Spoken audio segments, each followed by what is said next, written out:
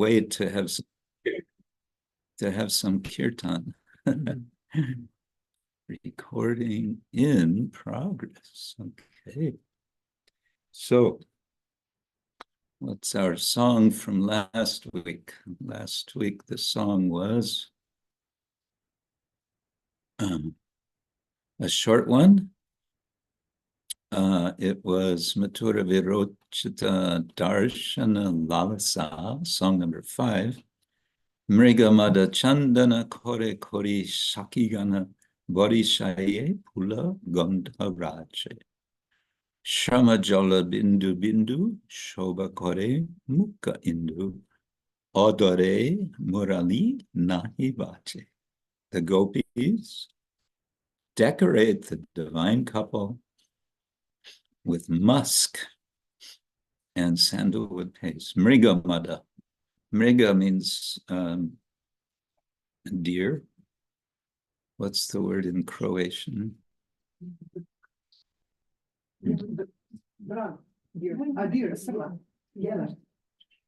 Sina?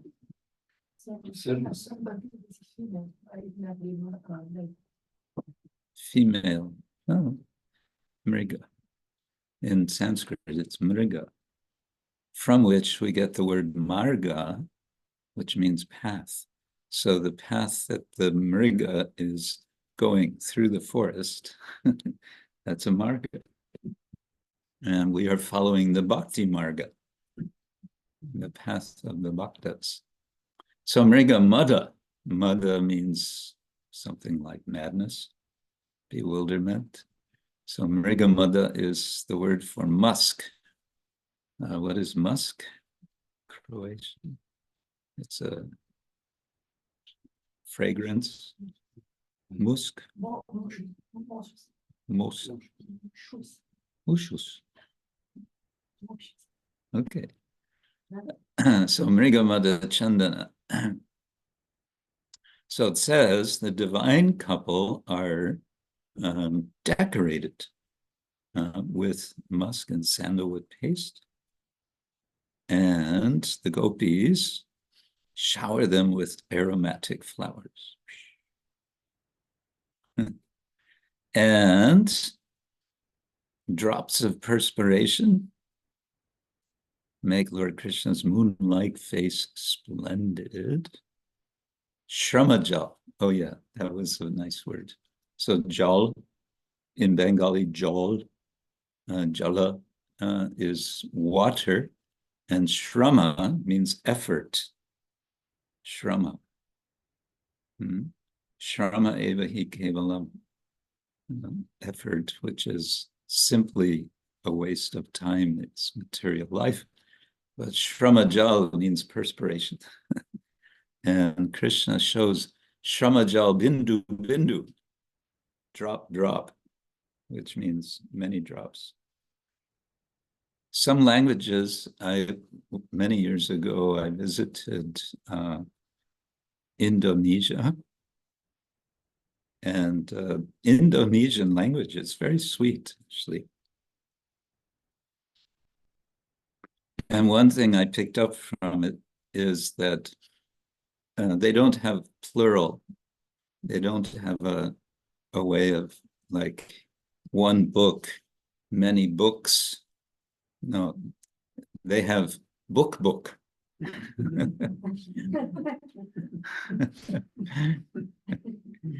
Yeah, book, table. So it seems like that's also possible in Bengali. The flute is gracefully placed against Lord Krishna's lips. Adare murali nahi bhaje. Bhaje means sounding, I think, ringing, playing.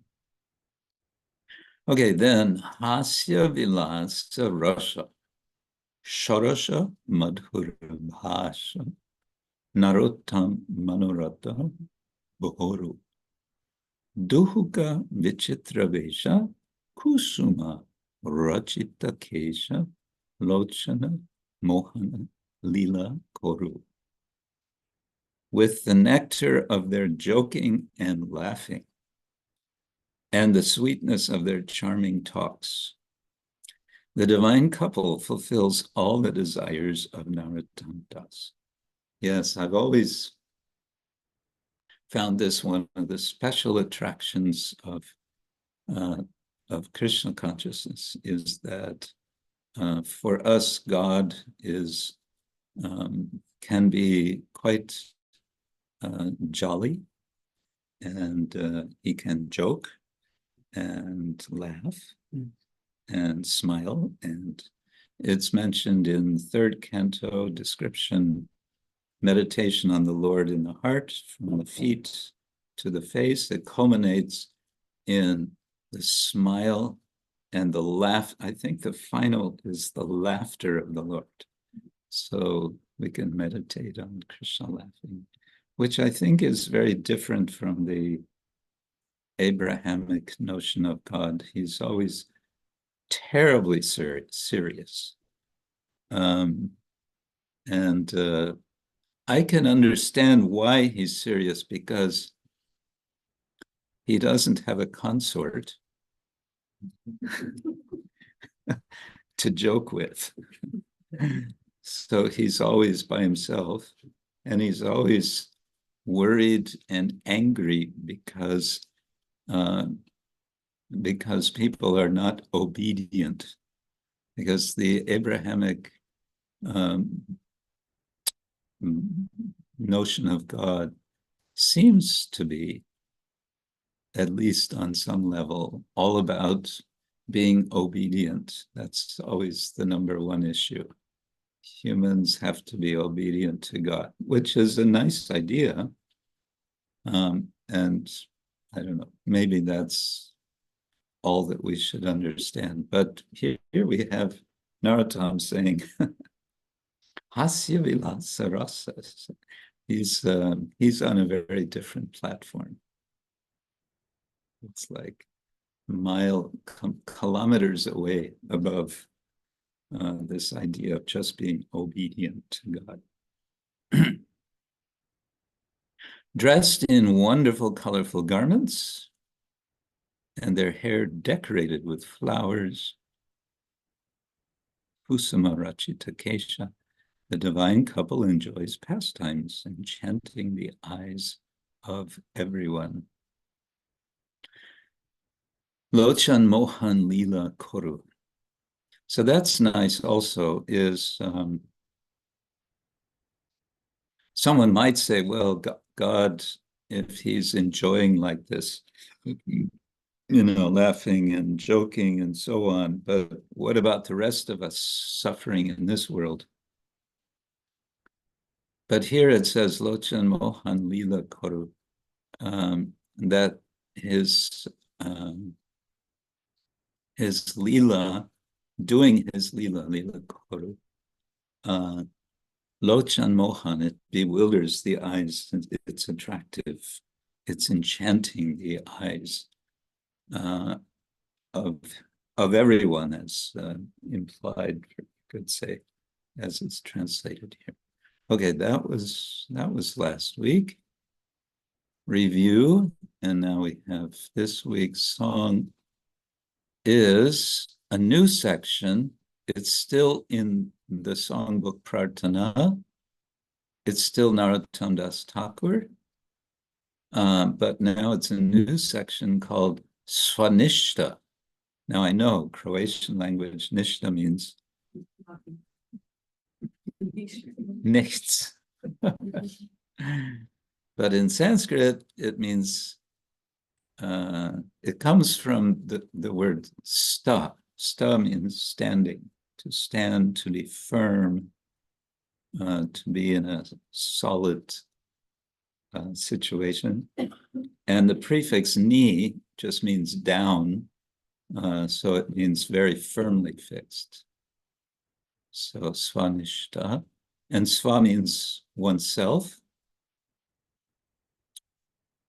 So this is about his being, Prabhupada used the word fixed. being fixed oneself in Krishna bhakti. Yeah, you're looking for this song. You have it? Okay, here we go. This one has 3 verses.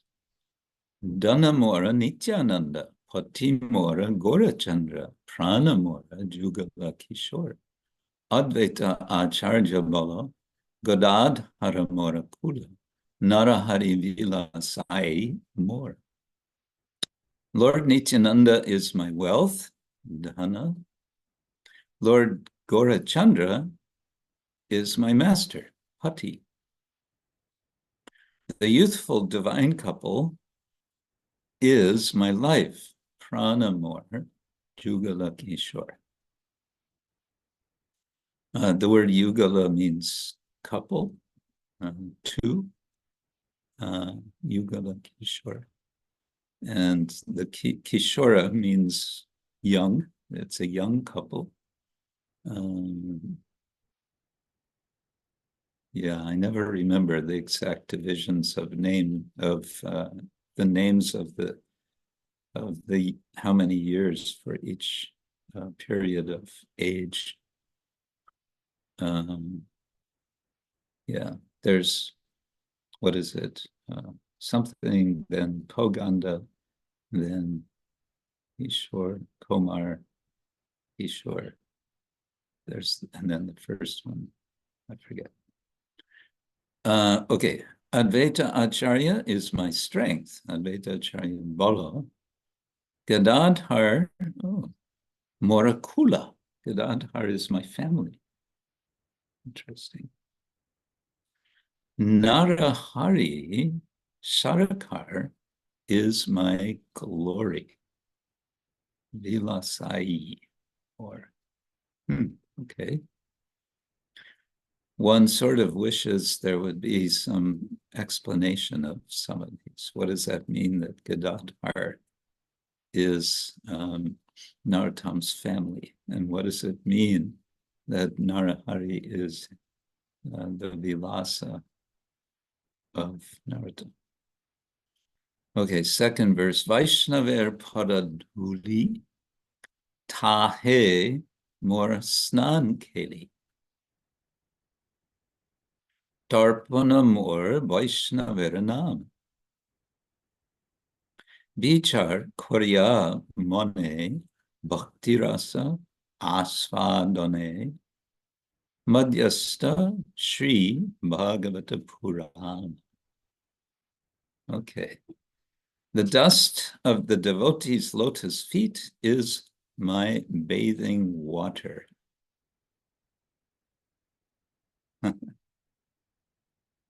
Yeah, so pada dhūli, dhūli is dust, pada feet, Vaishnavera dust, pada dhūli, the dust of the feet of the Vaishnavas. Tāhe mora snan keli, my bathing keli means like fun or game. My activity of snan. The chanting of the devotees' names is my satisfaction. Tarpana mora Vaishnavera nam. Okay, that's interesting, actually. Tarpana, we usually think of as a particular ritual.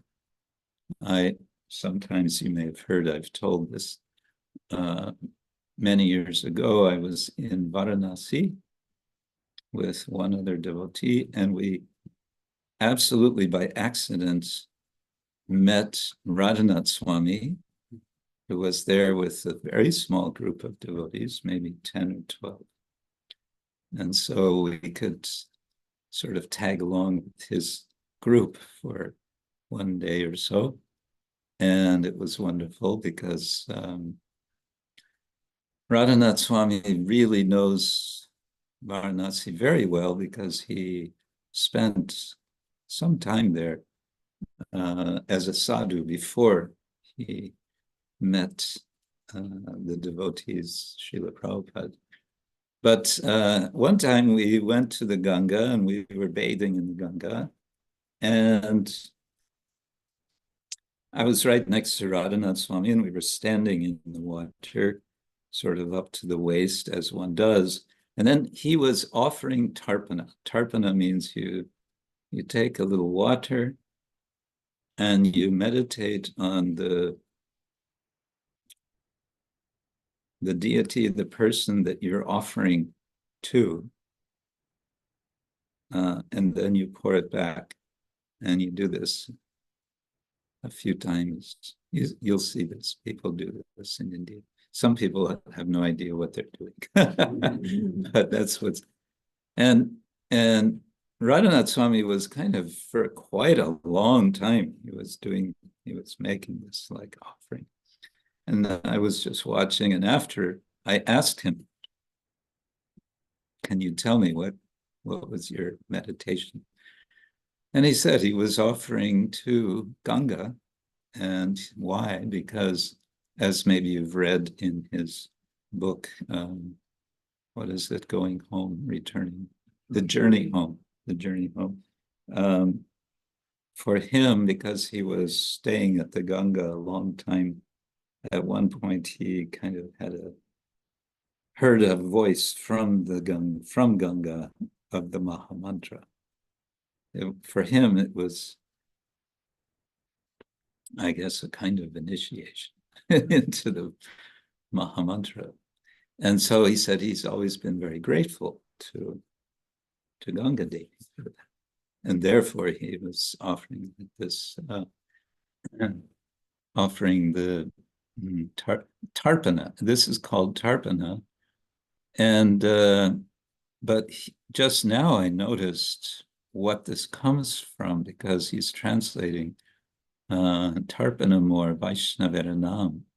Tarpana, we know the word tripta means satisfaction, right?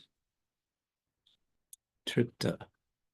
So tarpana means they're related. Tarpana is derived, I think, from trip. He's on a trip. Vichar Korya Mane, considering the merits of all Vedic literatures in the light of devotion service, I've concluded that the Srimad Bhagavatam is the best of all scriptures.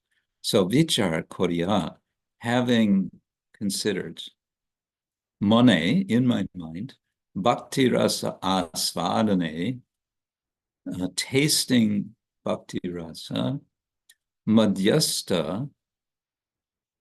So here we have again sta. We had nishta, and for technical reasons, it would be nista, but it becomes nishta for some technical reason, grammatical reason. So here we have madhyasta, situated or standing or fixed. Madhya means the middle, in between. So, or it can mean amongst. So among all the different Vedic literature, which is not explicitly translated, it's not written Vedic literature, but anyway. Bhakti Rasa Asvadane Madhyasta Sri Bhagavata Purana. Amongst all of them, Sri Bhagavata Purana is the best. I understand that. Why? Because Vichar Koryamani. I thought about it.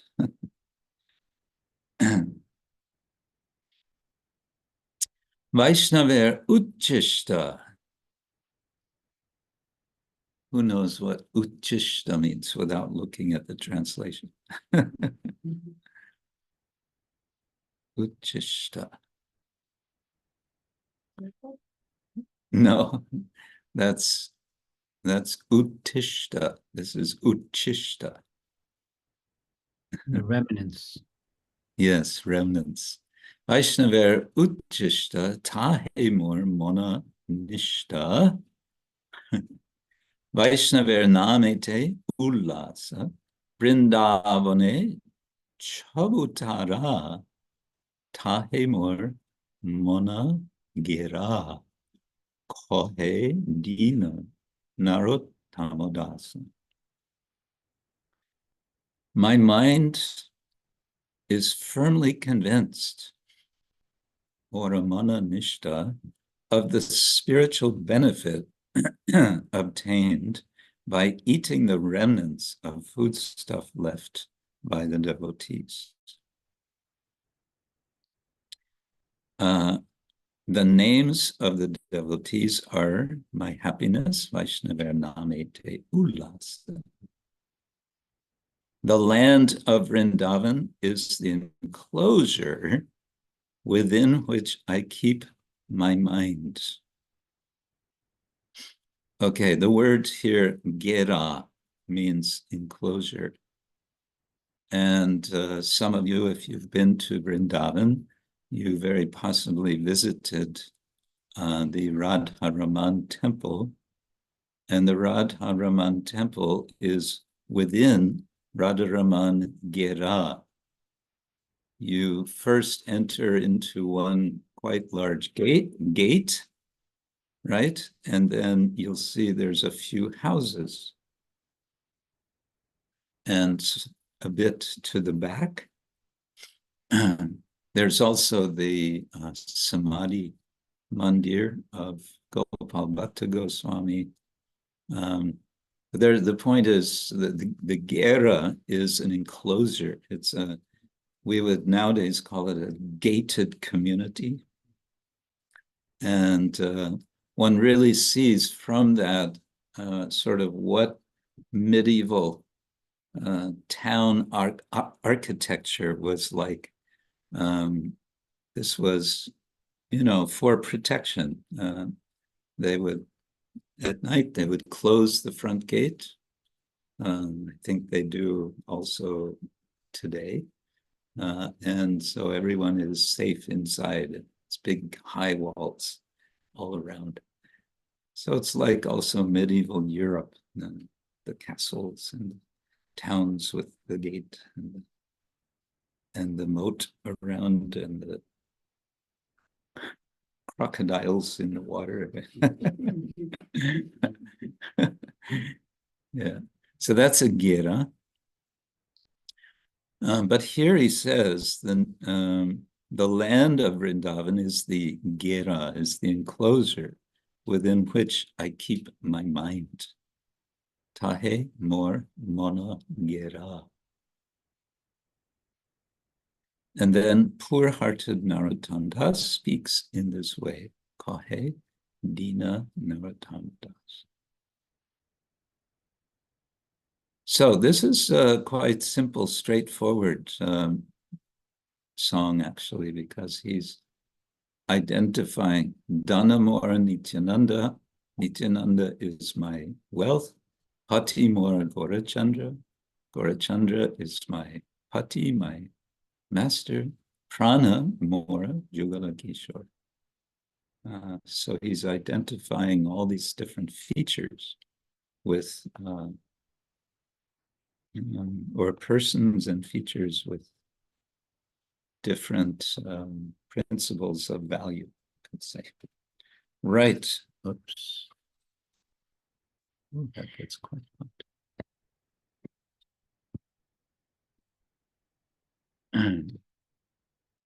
We're using a special special camera. I think it's also the microphone, which I was sent for purpose of some recordings we will be making for the Oxford Center of Hindu Studies at some point. If you want to get some instruments, we have over here, and I will change to the music mode if I can find it.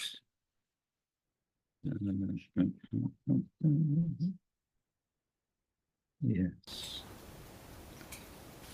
Do we have any mridanga players with us today?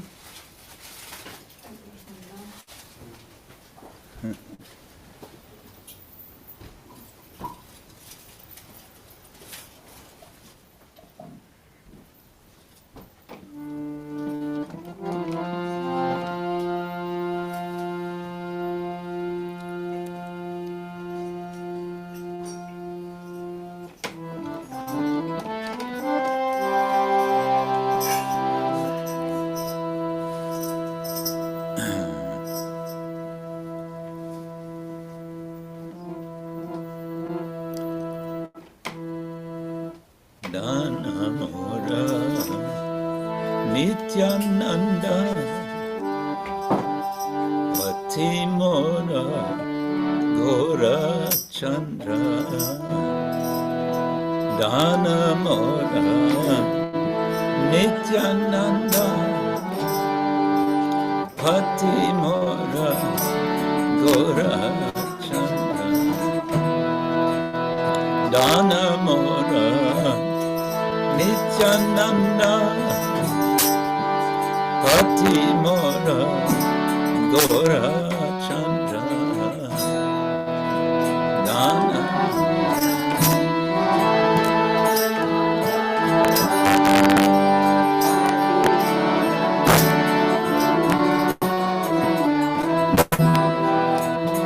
Pranamo yugala kiśora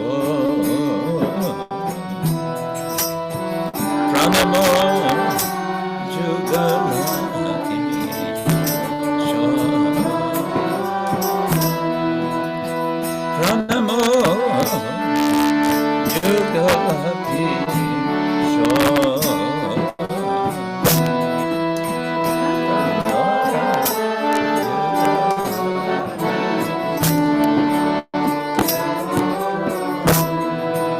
Advaita Acarya bala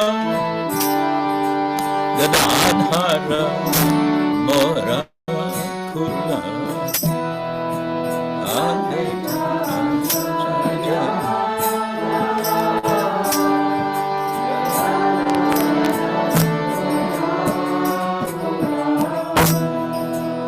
Advaita Acarya bala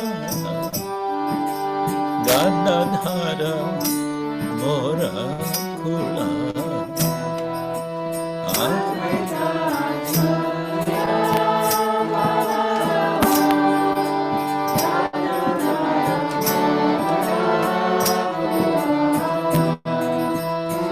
Narahari vilasai mora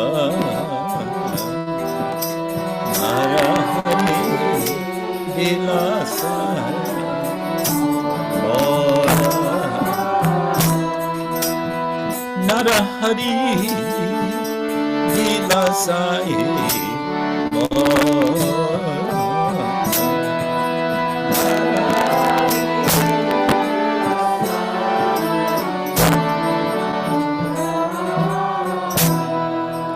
Vaishnavera pada dhūli tāhe mora snan keli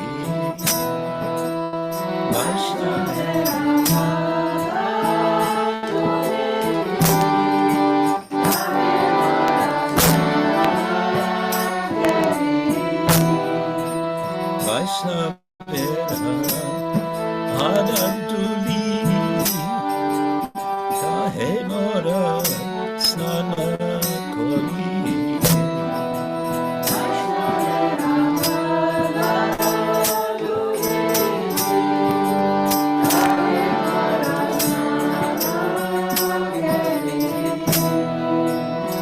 Tarpana mora Vaishnava nama Tarpana mora Vaishnava nama Tarpana mora Vaishnava nama Vaishnava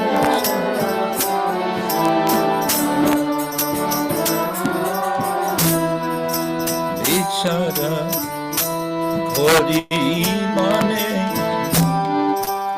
bhakti rasa asarane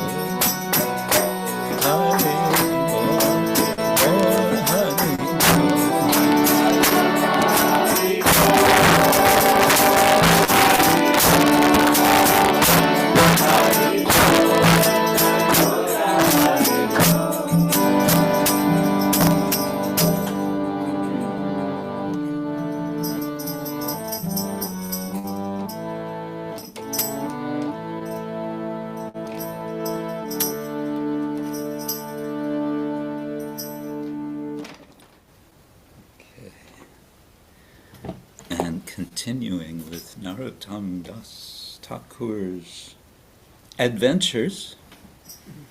And Guru Maharaj, please sound if you can switch off. It is switched, and it is off. It is off, and we are on. Okay. So Narottama has entered Sri Vrindavan Dham after being encouraged, despite the painful news that Srila Sanatana Goswami, Srila Rupa Goswami have already disappeared, now having been encouraged by the nameless Brahmin to meet the devotees who are still in Vrindavan. Narottama proceeds, and when he arrives, he enters the Govindadev temple.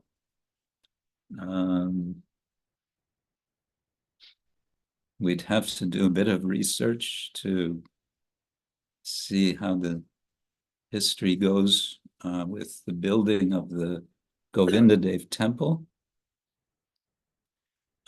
It was, as I know, I don't know that it was completed by the end of the 16th century, but in any case, it says here that he entered that temple, and the devotees were all like expecting him, and they anticipated, they knew he's coming somehow.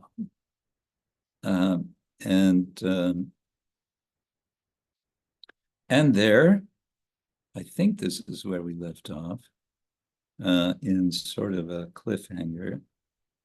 Let's see, we read, news of his arrival had spread quickly. But when he opened his eyes, Narottama, he found himself surrounded by a group of curious devotees. And then one of them announced to the others, yes, this is indeed Narottama.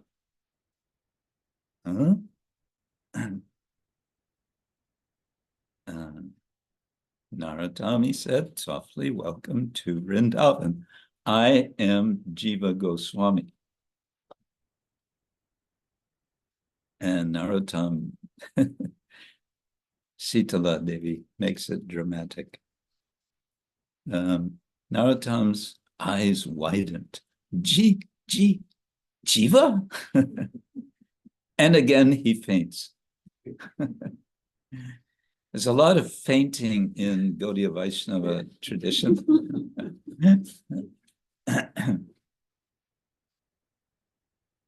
Yeah, faint. Okay.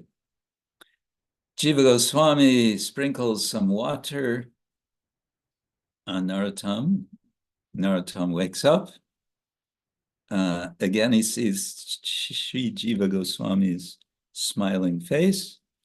He slowly sits up, and the devotees come closer.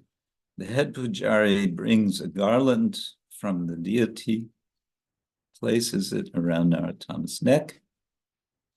Narottama is in a cloud of ecstasy, and he asks a question. What is his question? His question is, how do you know who I am? And the answer is, with an enigmatic smile from Jiva Goswami. Do you know what enigmatic means? He says, Sri Chaitanya Mahaprabhu told us of your birth and mission many years ago. All the Vrindavan devotees have been waiting eagerly to meet this special devotee who is destined to carry out the Lord's order. We are elated, we are thrilled to finally see you face to face. So they were, for years, they were anticipating, there's a devotee, he's going to come. Mahaprabhu has deposited this treasure of Krishna Prema in the Padma River, branch of the Ganga. And when Narottama goes in the river, he's going to receive this gift. And then Jiva Goswami says, come and take darshan of Sri Govinda Dev. His body is trembling with, of course, ecstasy, not fear. And he goes into the temple room itself, falls dandavat pranam, and then he offers prayers. And the pujari comes again with more garlands. His name is mentioned here, Sri Krishna Pandit. Sri Krishna Pandit.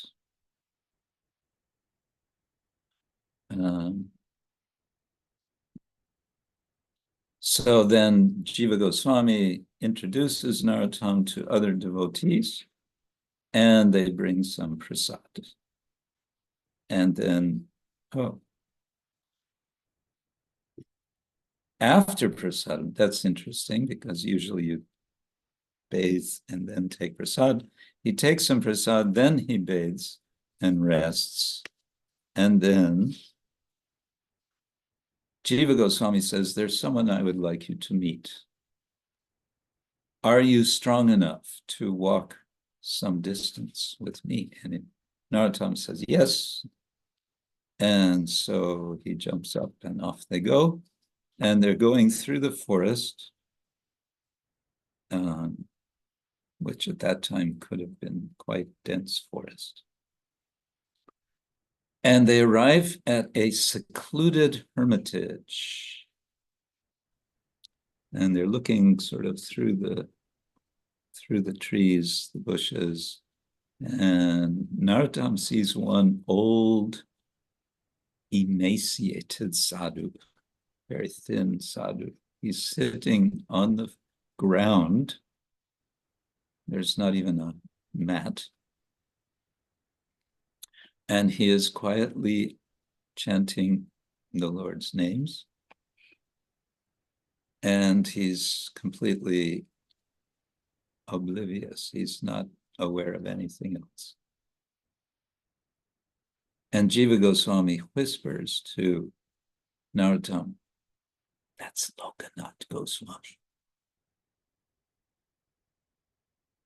Narottama is thrilled because he's heard before, remember, in a dream, Rupa Goswami tells him, you are going to take shelter of Lokanath Goswami. Now he's seeing Lokanath Goswami. His heart is pounding, and he thinks, I have found my shelter, my spiritual master.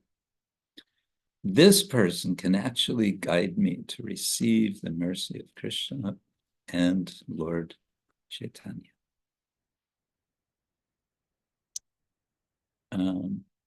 Okay, Jiva Goswami is now explaining. He, Lokanath, has been in Vrindavan for many years, long before anyone else, any of us came.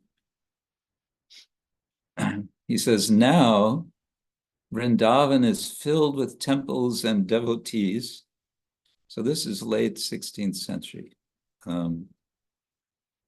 Sometime late 16th century. So maybe 50 years before Lokanath would have come. Lokanath and Bhugarbha. There was nothing here but dense forest and wild animals. A few tribal people lived here. And Vrindavan had been ravaged. It had been destroyed again and again by foreign invaders. Narottama says, there were no temples then? Jiva Goswami says, all the temples were demolished. They were destroyed and the deities stolen or hidden in groves and ponds. The priests in the Radharaman temple tell the story, which, whether it's true, I don't know, but the legend is that during these times of invasion, they would, at night, they would take Radharaman deity and bring him into a boat, and they would go and spend the night in the middle of the Jamuna River to protect the deity. And this was told to me by Vishwambar Goswami, the late Vishwambar Goswami. He said they had, the priests had bow and arrow, and he said the arrows had poison tips. So they would guard all night like that. And Radharaman is one of the few deities from that time who remained in Vrindavan. The others, Govinda Dev, Radha Damodar, Gopinath, Madan Mohan, they all left Vrindavan. They were taken out of Vrindavan. It was considered too dangerous, but Radharaman stayed. And this is their explanation of how they were able to keep it.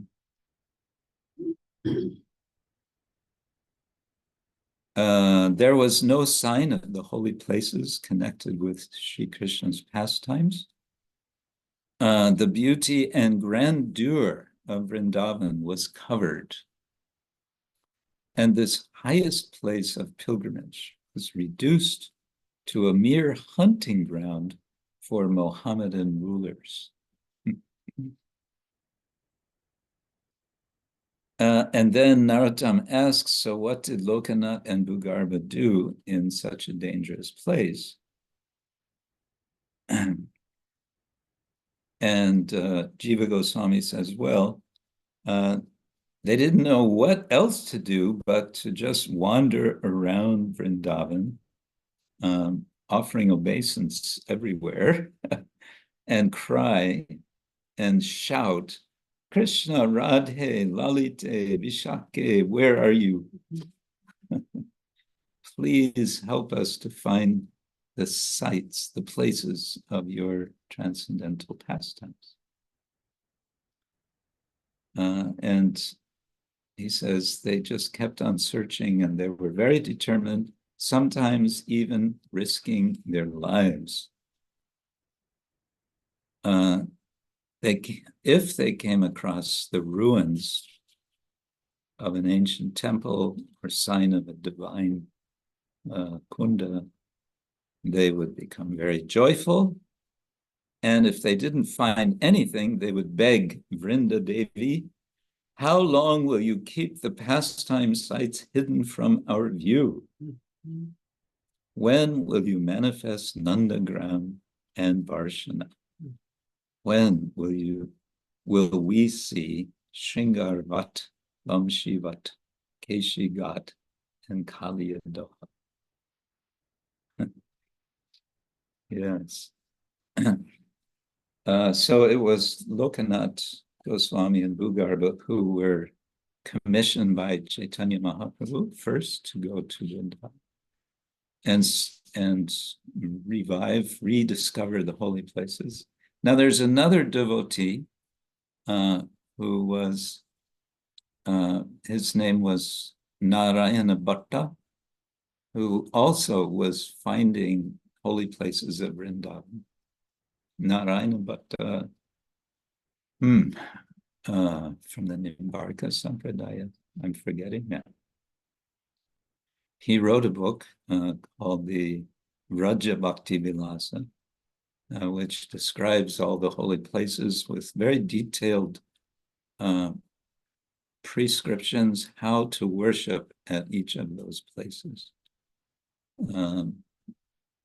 That's been printed, but not translated to my knowledge. It's printed in a Sanskrit. Srila Narottama Das Thakur ki jai. Okay. So, news and views.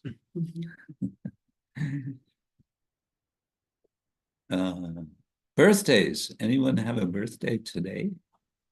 Or yesterday? Or this last week? Rasa Narahari, you have a birthday. Hare Krishna Guru Maharaj and devotees. No, I just thought if we have show and tell Okay. section. And we have the book. Another book. Another book, yeah, they are coming Oh. out quickly. This is Bhagavata-smaranam second part, and just printed. And Aye. I would also like to, yeah, I will should I have a copy here for all devotees who helped with donations. Here it is, the list. So thank you all. And the good news is that we devotees all collected for a reprint of From All Angles of Vision. Oh, And it will go in reprint next week. wow. Okay. With an And- index. Excuse me? With an index. With the general index done by Lalitamrita. Mataji. Nice. Yes. And yeah, I think that's it for now, for some time. We are preparing some other titles. Let's see how it will go.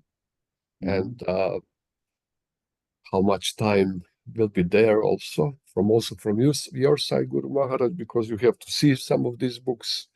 I don't think that you have to see, or should you check this From All Angles of Vision? It's the same book, isn't it? Yeah, same book. Yeah, but hardbound. Hardbound, yes. Yeah. Okay. Yeah, hardbound. Yeah. So Talavan Prabhu, he made hardbound, and yeah, that is more or less what we have now, and yeah, I'll send to other devotees and those who are interested for the Bhagavata Smaranam second part. And as maybe all of you have seen, I put the announcement for the third book by the end of the year, and I hope we will have some few titles, at least one or two titles before retreat in Mayapur next year. Wow. It will take some time for 2 books, and Bhagavata Smaranam, if we are lucky, no, it will not be finished. No, actually, I have to be realistic. Bhagavata Smaranam realistically will be done a year from now, something like that. Because volume 3, yeah, volume 3, because we need, when we get the text and when we do everything, and general index and printing, it will, from the new year, it will take at least 3 months. 2-3 months. I mean, I'm realistic. How it is. It always goes something like From all angles of vision. It was supposed to be, finished 1 week ago, and Lalitamrita gave me the book, and everything was fine. And then I noticed that the font is went wrong completely. Now I have to invest some 12 hours at least to change this. I mean, I have to do it with another font, and that means that the book is different, little bit different, and then so that general index stay normal and index of quotes or index of these verses. So I have to put it back how it is, 99%, something like that. So yeah, I have something to do, yeah, for that. That's for all angles? Yeah. Okay, there may be some of page numbers in that case. Yeah, but everything will be the same, no problem. Okay. But because we did it in, as you may remember, in what is the name? The Ska Gaudi font. Maybe you don't have to go into details now. Yeah. Anyway, so we don't have any more. So that's it from my side. Jai, I want to express my gratitude to all the devotees here who have donated so generously for printing this book. We have Bhakta Sergey and his wife, Marcus, and Martina, and yourself, Rasadali, and Amara Chandra, and Anandita Rama, and Apsara Kunda, and Shimanta Deep, and Surya Kunda, who is here with us, and Tirtharaj, and Odarya Chandrika, and Dharma Gupta, and Mitra Balaram, and Mahima Mai, and Sitarani, and Kavari, and Rati. Rati is spelled wrong. And Bhakta Yovan and Venuka. Yeah, many thanks to all of you for your generosity. Okay. Good. So, Mangala Chandrika, I think you had something to share. Yes, Hare Krishna Prabhupada. Well, it's not a big thing, but I thought I would share it with you, so maybe then I can share it with everybody. I wanted to a little bit speak about Radhadesh, and we had a little event 2 days ago, which was called Goshala Community Bonding Event. And maybe you, Guru Maharaj, know why this is a little more historic, because for some time our Goshala was a little bit on the side, and devotees didn't interact so much with the cows except on Govardhan Puja and Go Puja Day. Yeah, the cows have a happy life here. We have a very small Goshala, but devotees didn't have so much interaction and didn't know, how to get in touch with the cows and what they could do for the cows. So by Krishna's arrangement, we had an event, which was a small one. I have a few pictures, so maybe it will be, I can share on my screen. Yeah. So this is Radhadesh. Devotees mainly know it as temple community in Belgium. We have a lot of different activities going on. And like Kadamba Swami said once, this is a place where you can bring your mother safely, because it's so, open, and there's so many tourists coming. We have, tours and restaurant. You can reserve a room in the guest house, and there's a little boutique and a bakery even. Of course, beautiful temple of Shishirada Gopinath. And also we have a Goshala with 7 cows, of 3 cows, 3 oxen, and a little calf, who is now a bigger calf already. So yeah, these are the happy cows. And sorry? Yeah. Portrait. Yes, it's portrait.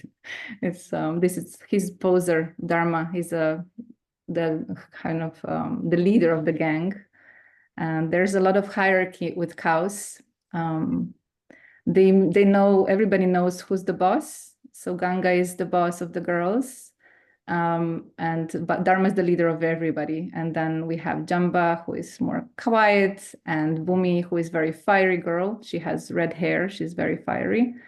And then we have Gora, who was fiery, but he's not so well at the moment, his health, and new cow Yamuna, very soft and sweet, and Chandani. So the others are Jersey cows, and the two new cows are Swiss brown. So they're a little bit different character as well.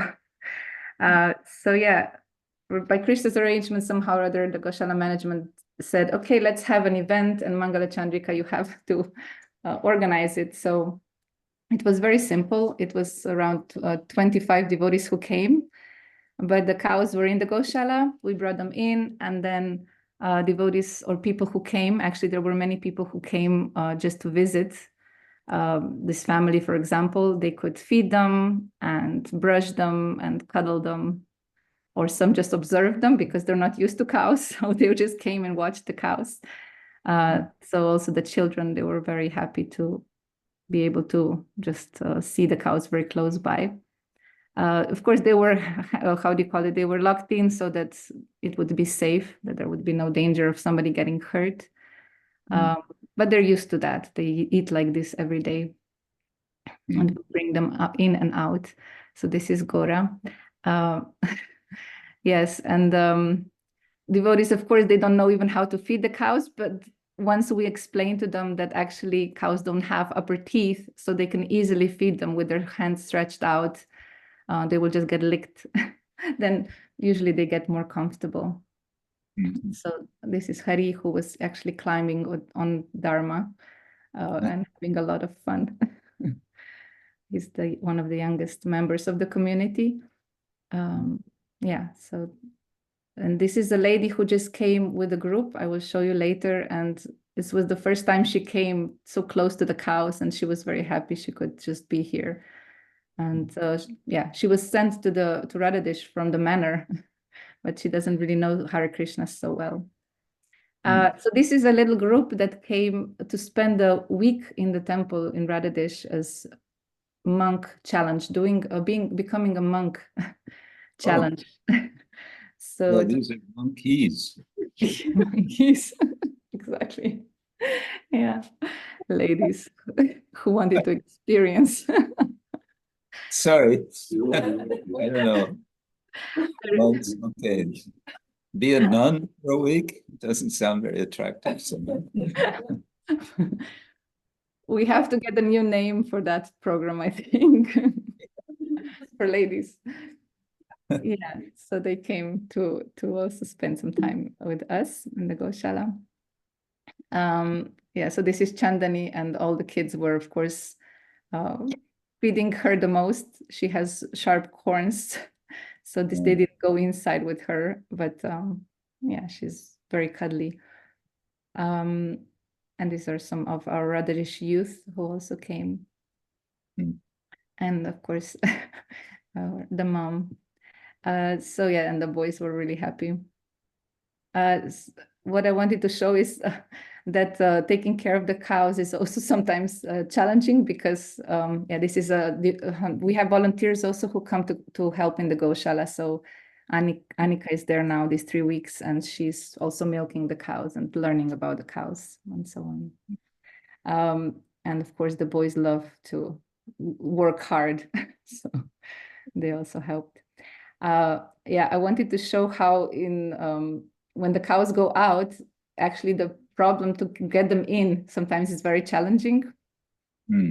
So I will show you a video. I don't know if there's no sound, there's no problem. These are some other community members and the kids. Yeah. So yeah, this is when they are outside and it's nice and rainy, and they really don't want to go back in because there's no flies outside. They have all this grass, and we have to somehow or other get them in. So we can spend like quite some time to call them and chase them back in. And sometimes it works quicker, and sometimes. Here they come. Here they come, and then they start running, and then you have to make sure that they don't run over. And of course, the other cows are calling them, please come, because they're already in the Goshala, so that's a lot of fun. Yeah. And yeah, I wanted to say that, for example, these are 3 lady cows, and they have hierarchy also amongst themselves. So the first cow is usually, you know, she's the new one, new lady in the Goshala. So the other 2 are quite rough with her. So we sometimes have to protect her. But then you see, after they come in and they're all relaxed, then this is what happens. They cuddle each other. So that's really nice to see. I wanted to show that. So on the right is Yamuna, who is the new girl, but still they express love to each other. So that's nice to see.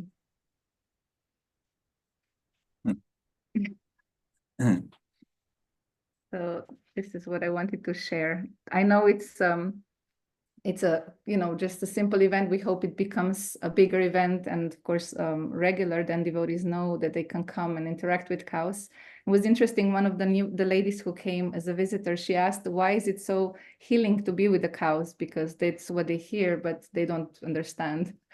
And well, I explained that that's all they do, is just they chew the grass, they digest, and they stay peaceful. And, you know, it's very calming for the mind to just be present there, even just observing the cows. So people start to kind of get used to this idea of being present in the moment. So they also expressed it was very nice, and they want to come more, of course, and again and again. So this is a small endeavor in the way of connecting cows with people. Nice. Very Yeah. good. Let it go on like that. Yeah. Would you be able to show I think it was the very first slide that you showed, with one shows the front reception area inside the castle. I wanted to explain that how Vasuttama is repainting that. Yeah, I will share the screen. Yeah, so here on the top left, you see the entrance hall. It's a castle. It's from the 19th century, and one godbrother of mine from Holland, named Vasuttama Prabhu, I hadn't seen him for at least 40 years, maybe more. And the last time I was in Radhadesh a few weeks ago, I kind of bumped into him, and he proceeded to tell me his whole life story. Quite some dramatic things, so many troubles he's been through. Anyway, he's an artist, and so he's now engaged in very meticulously and in first class, I mean, top quality ways. He's renovating, he's repainting really the entire ground floor, not ground floor, the main floor of the temple building, the castle. And he's already done this main entrance area, and he told me he's going to be over the next months doing the other rooms, and then I guess including the temple room. So that's, I think, very nice. Good, thank you so much. Mangala Chandrika, Hare Krishna. And speaking of God brothers, now on a sadder note, I have to report a devotee, a God brother of mine whom I don't think I ever met, named Rasa Shekhar Prabhu. I just read the news, departed in Mayapur just 3 days ago. And this devotee, Rasa Shekhar Prabhu, he wrote books. He was researching about Vrindavan and perhaps also Mayapur, Navadvip, I'm not sure. But what I wanted to mention is that he's written, just apparently published not long before he left, a book called Calcutta, City of Divine Grace. Calcutta, City of Divine Grace. So this will, of course, focus on Srila Prabhupada's life in Calcutta, the different places. It has many photos and a lot of history. And so I hope one day I'll get a copy of that book myself. And then I can show it to you on Show and Tell. Right. Okay. I think that's... We don't have any birthdays. No birthdays. Or else you're too shy to tell. Mother Padma Malini, is it your birthday today? Just no. not to embarrass anyone. Okay. Sita Sundari, are you do you have a sore throat or what? You're muted, so we don't hear you.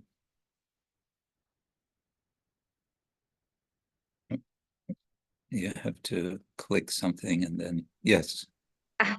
No, thank you. No, I'm just a little tired. That's all. I'm fine. Thank you. All right. One topic I thought we might touch on, which you, Anandamayi, wrote to me about. I don't want to get too far into this, but if you want to say something, you were asking about how do we relate with members of other Vaishnava missions, Gaudiya Vaishnava missions, Gaudiya Mat, and so on. Do you want to say something, or do you want me just... I can say something, but it'll be a kind of general comment.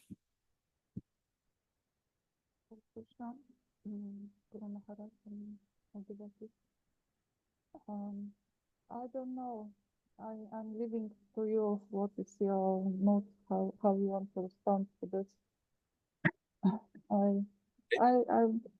We have here some situation, and I wanted to know exactly what to do. Mm-hmm. I have my own vision, but I want to know your opinion and how you see all this situation. We sometimes face such situations, and it is good to have your vision. Okay. So you mentioned your situation, and Anandamayi is speaking from Poland. And so there are different groups in Poland who are more or less active. Actually, I just found out 2 days ago, I find this a little bit ironic. There's a devotee in Poland who is a follower of Swami Tripurari Maharaj, who kind of has his own mission, we can say. And I have to say, I have a friendly relation with him personally. So his publisher, who is also his disciple, is publishing Swami Tripurari's Bhagavad Gita. He has translated and written his own commentary several years ago, and now it's published now it's translated into Polish, and it's going to come out very soon. And he wrote to me asking, could I please write a short endorsement for the book to go on the back of the book. It's not the first time I'm asked, and not always, but sometimes I get in trouble.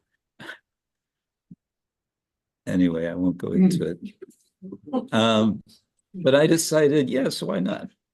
I think he's done a nice job on his edition. It's called the Bhagavad Gita. It's feeling and philosophy, or it's philosophy and feeling. Anyway, so I wrote a short endorsement. He wrote back, the publisher, devotee, and said, "Thank you very much. We'll put this on the back cover of the book." And by the way, he said, you might be interested to know that because the Bhaktivedanta Book Trust edition, Srila Prabhupada's Bhagavad Gita as it is in Polish, is practically out of print. And if you want a copy online, they're selling them for very high price, like 50 euros. So it's practically out of print. And he said, and they're not, from what he heard, they're not planning to reprint just yet. And so it's going to be Tripurari Swami's Bhagavad Gita that becomes, in Polish language, the Gaudiya Vaishnava translation and commentary on the Bhagavad Gita that's available for devotees. So I think that's interesting and a bit ironic. And anyway, it is what it is. So I think a general principle for us is I guess it's an English saying, good fences make good neighbors. And I remember when I was a kid, we had, in one neighborhood we lived, the houses were individual houses with fences around the back. The British say garden, we say yard. And we had nice, friendly relations with our neighbors. Except one neighbor on one side, he would get upset because we children would run around and sometimes disturb his tomato plants. And he would yell at us. He would say, "Don't step on the tomatoes." Okay. But he was, yeah, they were nice. The point is, good fences make good neighbors. What does that mean? Well, there are boundaries, but they are not impermeable boundaries. You can talk with your neighbor over the fence. And you can invite your neighbor over for, we don't drink coffee, for prasadam, for tea, for herbal tea, yes. And so, yeah, some interaction, I think, is not wrong. Now, the big issue that disturbs everyone, I think, is the issue of loyalty. Loyalty is a good thing. We take shelter of Guru and we become loyal to our Guru. We represent our Guru. Loyalty is also a moral principle in the political world, but it's not the only moral principle. According to one scholar, there are 6 principles. That's another topic. But loyalty it's good that we sort of keep our loyalty to our institution. One of my godbrothers in Vrindavan, who lives in Vrindavan, downtown Vrindavan, so some distance from our Krishna Balaram Mandir, who, I don't know presently, but years ago, he was regularly coming to the Krishna Balaram Mandir, associating with the devotees there, sometimes giving class, Bhagavad Gita class in the evening. So you could say a full-on ISKCON devotee. And he said, you know, for me, Krishna Balaram Mandir, it's my father's house. And what he meant by that is it's always, you know, it's my home also. It's where I belong. But he doesn't live there. He lives some distance away, and that's okay.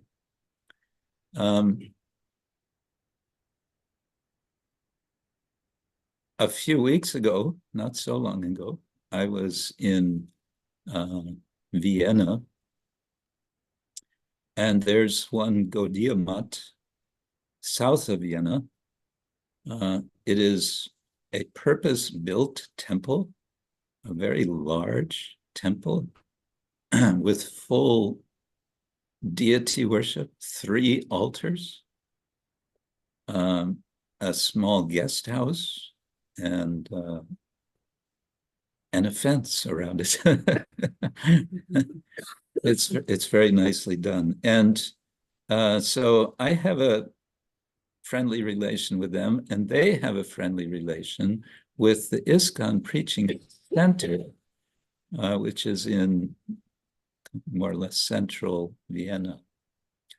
So much that it's such a friendly relation that when the ISKCON devotees make Rath Yatra, these devotees come, and they don't try to preach, you know, come to ours. They're just joining in, and also they join in Harinams with our devotees. And I know 3 or 4 they have 3 or 4 sannyasis connected with this in Austria. And I know one of them since he was a bhakta in ISKCON many years ago. And now he's the lead Swami there. We stop in there on the way from further south to go to the ISKCON Center for their Sunday program. And so we stop in, and they welcome us very warmly, and they invite me to speak something to the devotees, you know, on their, they have a little platform for speakers. And so I speak something, and then we have prasadam, and it's all very sweet. And then I go to the ISKCON temple, and one of their sannyasis is, he's also Austrian. I met there last time, also this time. Last time he led the kirtan, and this time he was also there. I gave the lecture. He was just humbly there sitting, and then after we had prasadam together. Very sweet devotee, actually. So I just wanted to say that kind of relationship can be there. It's possible. So one analogy is of neighbors, another is of family members, where you have extended family with aunts and uncles, cousins, first cousin, second cousin, etc.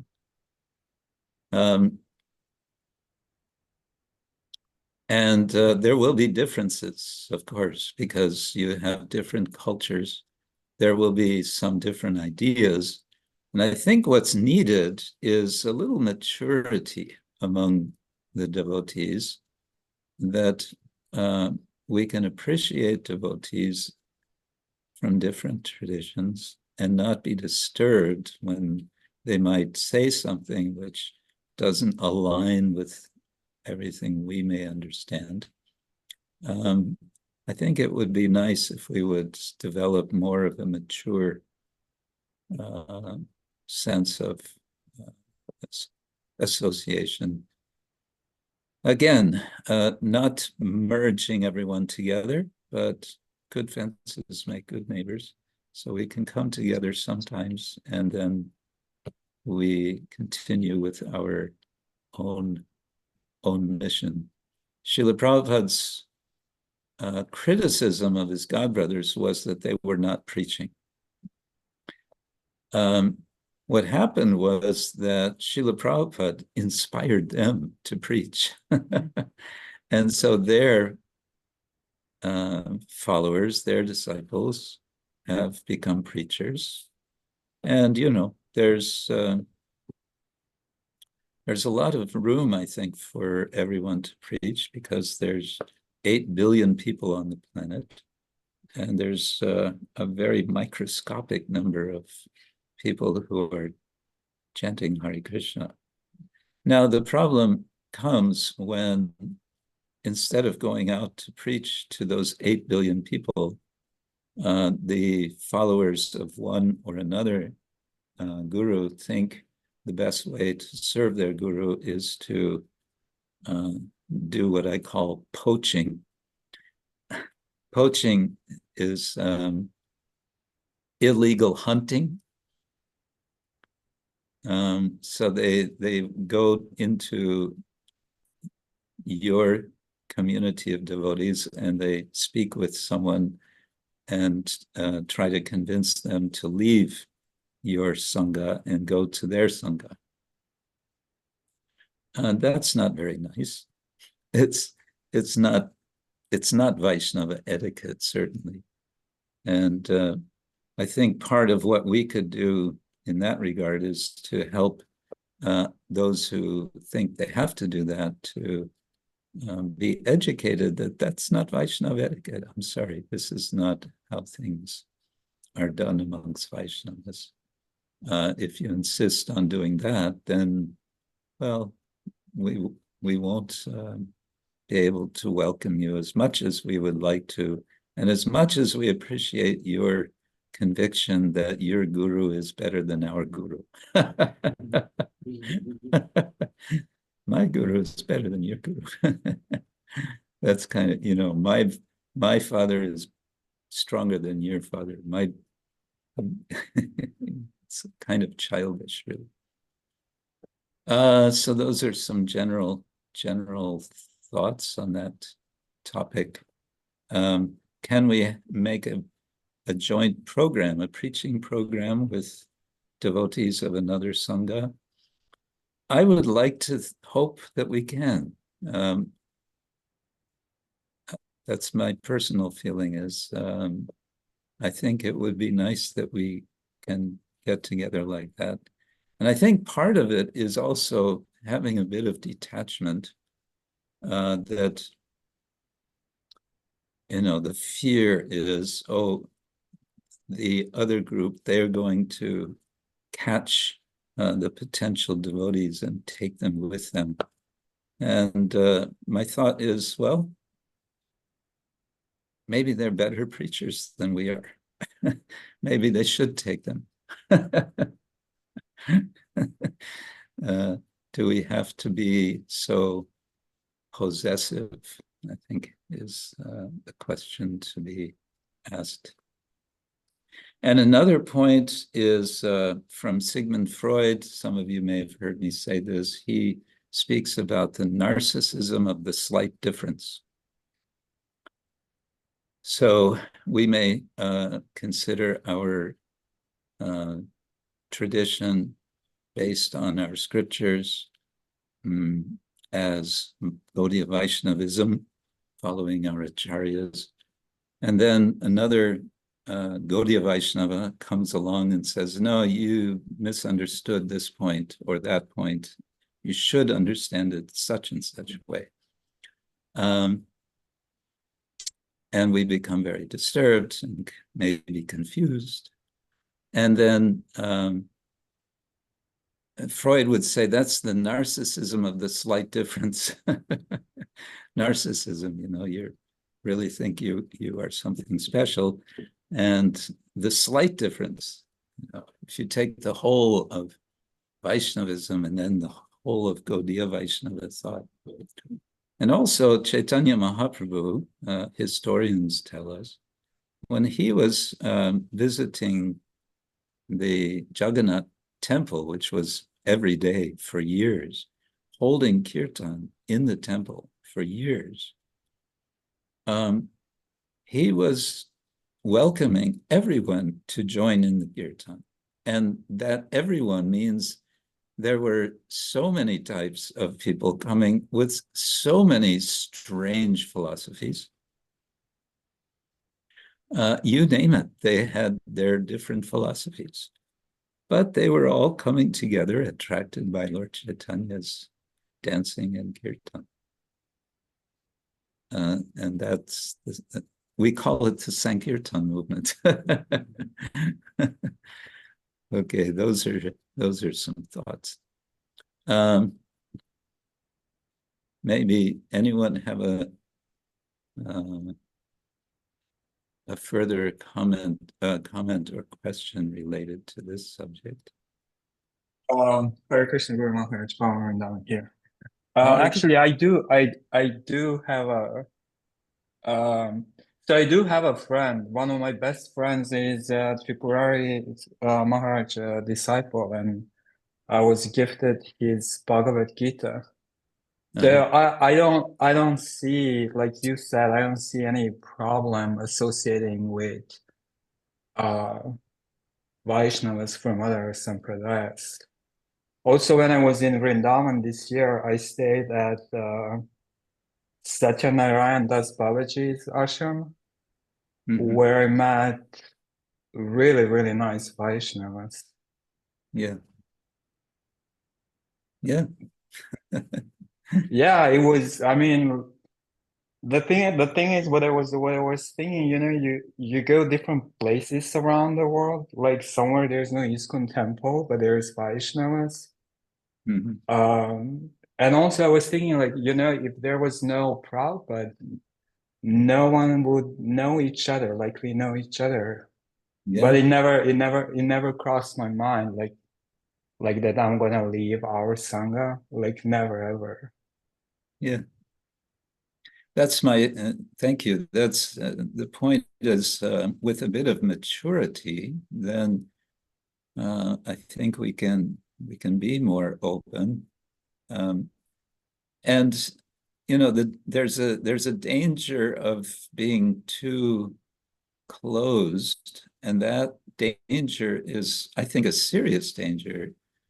And that is having an offensive mentality with respect to other Vaishnavas. Right. We're trying to cultivate, you know, Vaishnava qualities, and it really starts with valuing, appreciating, honoring, respecting other Vaishnavas, and then from there extending out to other people and all living entities and so on. But if we get too insular, you know, closed inside our own gera, there can be a danger, and that ends up, it becomes corrosive, you know, this word. Right, yeah. It breaks down. It slowly can eat away our own devotion. So it's a balancing act. It really is something one has to be careful about. Srila Prabhupada said some quite strong things that he did not want his disciples associating with his godbrothers. I personally take that in a historical context. Number one, Srila Prabhupada was caring for, you could say, very small, delicate devotional sprouts, you know, and therefore just like a gardener will keep the sprouts very carefully in a closed atmosphere so that they can grow. Gradually they get, stronger, and then they need to be, when they get bigger, you need to transplant. You need to put them outside in the garden to grow, you know. Right. So the other thing, sorry. But Prabhupada was careful, appropriately careful. He was saying, don't, you're going to be confused. You're going to get, you're going to miss the boat. But, Gaur Govinda Maharaj once said to one of his disciples who was a little frustrated with some of the things going on in the management of the Bhubaneswar temple, Gaur Govinda Maharaj commented, our temples are like kindergarten. They're just it's for the beginning stage. That doesn't mean we break down the kindergarten. We don't need it. We actually all need the temple also. And our own Sanga, our association, but somehow we have to also grow and mature. Prabhupada had himself so many associates, including godbrothers, who he had very sweet relations with. And I hope we can progress in that way. Right. You were going to say, oops. Can I say something? Yes, please. I just like the fun that they make, that we are just group of bhakti yoga. So that was their point they made in general. Can you hear me? It's a little muffled. You're saying they say that they are the bhakti yoga group? That we all are bhakti yoga. Oh, I see. From Lord Chaitanya. Yeah, so that I like. Inclusive. From them. Yeah. Okay, thank you so much. I hope that helps. Yeah. Oh gosh, the time is flying by. At least we could read a couple of verses from Chaitanya Charitamrita, can't we? If I can find, let's see. Dun, dun, dun, dun, dun. Oops. Okay. Close that, and then back here, and then share screen, and then I guess that's it. Share. Here we are. Yes, chapter 15. Jaya Jaya Shri Chaitanya, Jaya Nityananda, Jaya Advaita Acarya, Jaya Gauracandra, Jaya Jaya Shri Chaitanya, Jaya Nityananda, Jaya Advaita Acarya, Jaya Gauracandra, Jaya Jaya Shri Chaitanya, Jaya Nityananda, Jaya Advaita Acarya, Jaya Gauracandra.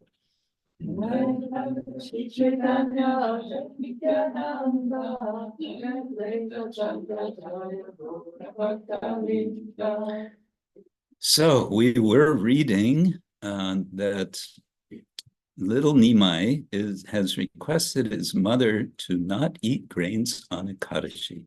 And then we had some discussion about that. And invariably the question of peanuts comes up.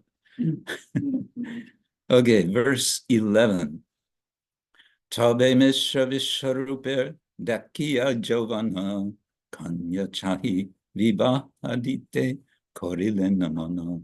Thereafter, seeing that Vishwarupa was a grown-up youth, Jagannath Mishra wanted to find a girl and arrange a marriage ceremony for him. So who is Vishwarupa? He's the older brother of Gauranga Mahaprabhu, or as he's known otherwise, Nimai, soon to become Nimai Pandit, otherwise known as Vishwambar. So Vishwarupa is the older brother. Vishwarupa Shuni Ghara Chari Palaila Shanas Koriya Tirta Koribare Gela. Hearing of this, Vishvarupa immediately left home and went away to accept sannyas and travel from one place of pilgrimage to another. So Vishvarupa, he heard that his father is arranging for him to be married. And he says, no, I don't want to be married. I'm going to be tied down for the rest of my life. No way. So what does he do? He disappears. He runs away, takes sannyas. And later, it'll be discussed that Sachimata blames Advaita Acarya for inspiring him to take sannyas. And Nimai Pandit Vishwambar insists that his mother begged forgiveness from Advaita Acarya for just thinking in this way. Shoni Shachi Mishra Duki Hoilaman Tabe Prabhu Mata Pitar Koila Ashvasan. When Sachimata and Jagannath Mishra heard of the departure of their elder son, Vishvarupa, they were very unhappy. But Lord Chaitanya tried to console them. Ashvasana, purification. Bala hoila Vishvarupa shanyasa korila. Pitrikula matrikula dui udharila. My dear mother and father, the Lord said, it is very... Oops, somebody's microphone is on. My dear mother and father, the Lord said, it is very good that Vishvarupa has accepted the sannyas order. For thus he has delivered both his father's family and his mother's family. Balahoil. Dui udharilo. They've both been delivered. There's a longer purport here. Let's see. Oh, we get the famous quote from Brahma Vaivarta Purana. Ashvamedam gavalambam sannyasam palapaitrikam devarena sutotpatim kalo pancha vivarjayet. In this age of Kali, 5 acts are forbidden. The offering of a horse in sacrifice, the offering of a cow in sacrifice, the acceptance of the order of sannyas, the offering of oblations of flesh to the forefathers, and a man's begetting children in his brother's wife. Okay, so that's an injunction, quote from the Brahma Vaivarta Purana. And the question is, well, if that's the case, one of them is sannyas. One should not take sannyas in the age of Kali. Kalo pancha vivarjayet. These are to be rejected. Then what's happening? What is Mahaprabhu doing taking sannyas? And Prabhupada explains, still Mahaprabhu accepted sannyas and approved of the sannyas of his elder brother Vishvarupa. Bala hoila, he said, it's good. Therefore, should it be thought that Sri Chaitanya Mahaprabhu made statements that are contradictory? No, actually he did not. And then he explains, it is recommended that one accepts sannyas to dedicate his life for the service of the Lord. So in other words, there's kind of 2 types of sannyas. One is mundane sannyas, which is just renounce, go to the forest, practice austerity, tapas, and prepare for death, kind of thing. And there's devotional sannyas, which is renounce family, etc. Why? For the purpose of serving the Lord. And that means taking up the mission, preaching, etc. Prabhupada in the purport says, we find many Mayavadi sannyasis simply loitering in the street, thinking themselves Brahman or Narayan and spending all day and night begging so they can fill their hungry bellies. He's speaking sharply, but he's speaking from what he's seen. In Vrindavan, there will be so many sadhus coming and hanging out, and he says they're just spending all day looking for a chapati, and what is that?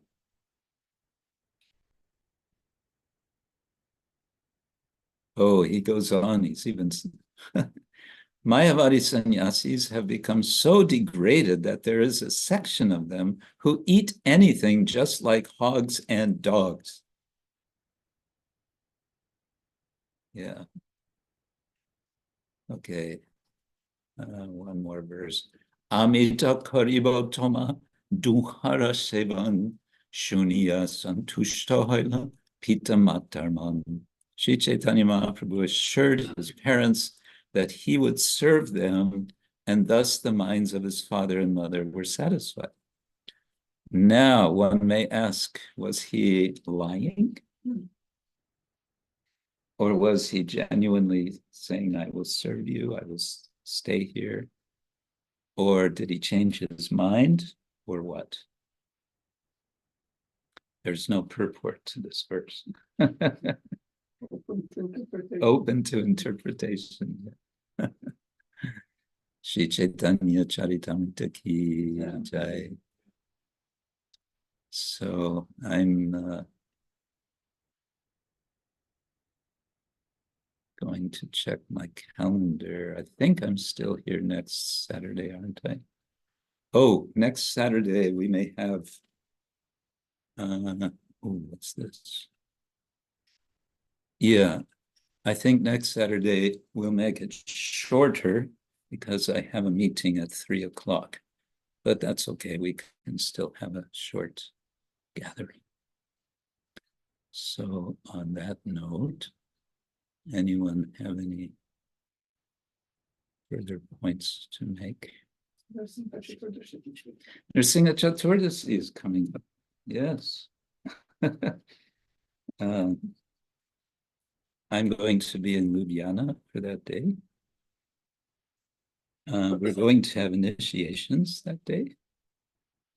And yeah, there will be a party. So we wish you all a wonderful Nrsimha Chaturdasi. Oh yes, Odarya Janani, thank you for your package.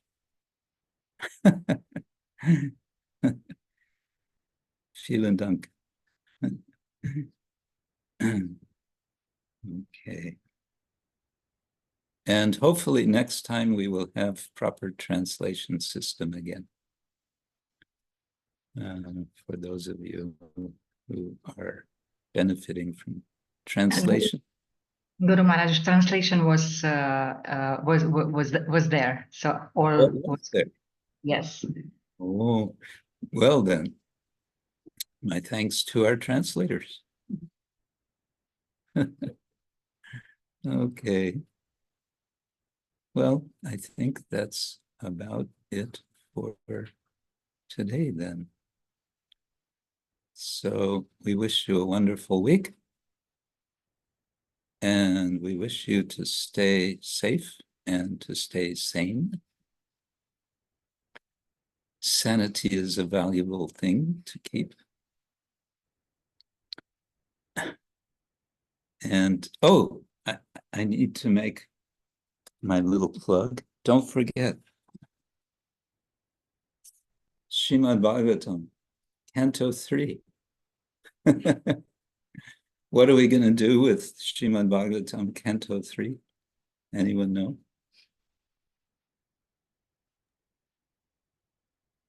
Read it and write about it.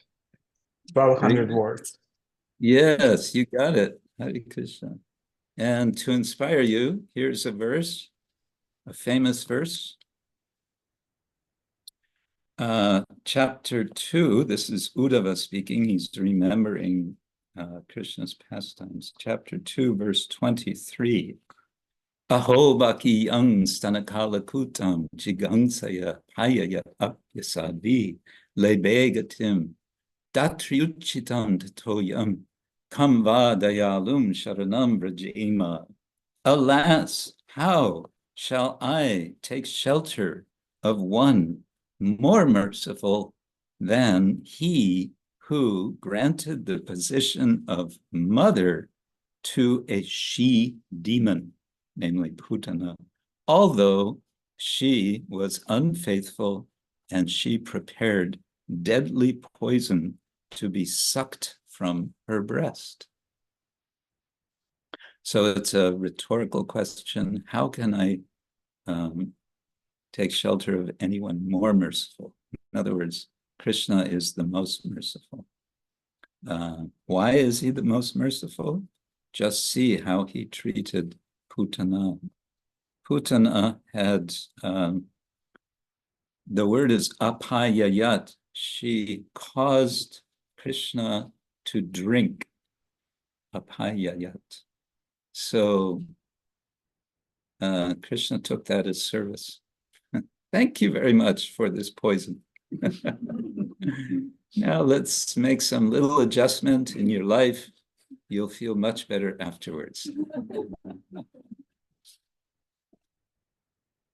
On that note, thank you all very much. Srila Prabhupada ki jai, Ananta Koti Vaishnava Vrinda ki jai, Nitya Premananda. Hare Krishna, Hare Krishna, Maharaj ki jai. Jai. Thank you, Guru. Thank you, Guru Maharaj. Jai Guru Maharaj. All glories to assembled devotees.